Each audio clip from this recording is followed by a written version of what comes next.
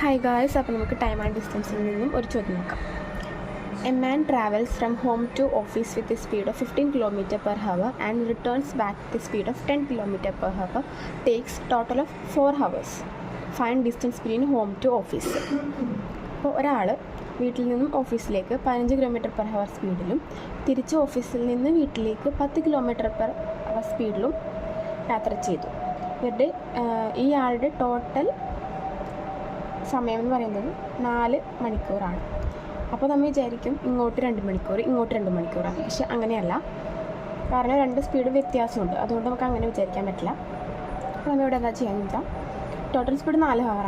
അപ്പോൾ ഈ ഇങ്ങോട്ടുള്ള സ്പീഡിനെ ഹോമിൽ നിന്ന് ഓഫീസിലേക്കുള്ള T1 എന്നും ഓഫീസിൽ നിന്ന് തിരിച്ച് ഹോമിലേക്കുള്ള T2 എന്ന് കൊടുത്തിട്ട് ഈക്വൽ ടു ഇട്ട് അത് പ്ലസ് ഈക്വൽ ടു ഇട്ട് 4 എന്ന് എഴുതാം.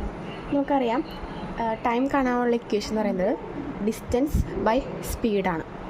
അപ്പോൾ നമുക്കിവിടെ രണ്ടും അതിൽ എഴുതാം. ഡിസ്റ്റൻസ് ബൈ സ്പീഡ് അങ്ങനെ എഴുതിയിട്ട്, ഡിസ്റ്റൻസ് നമുക്ക് അറിയില്ല, സ്പീഡ് അറിയാം. ആദ്യത്തെ സ്പീഡ് 15 km, രണ്ടാമത്തെ സ്പീഡ് 10 km. അപ്പോൾ d/15 plus d/10 equal to 4 എന്ന് എഴുതാം.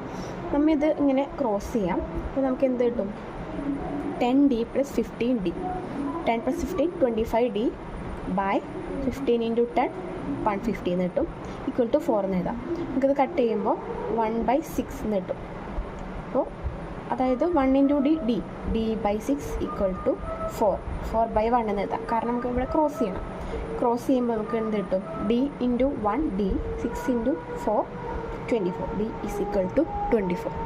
അപ്പോൾ 24 ആണ് എന്ത് ഡിസ്റ്റൻസ് എന്ന് പറയുന്നത്. ഹോമും ഓഫീസും തമ്മിലുള്ള ഡിസ്റ്റൻസ് എന്ന് പറയുന്നത് 24 ആണ്. Thank you.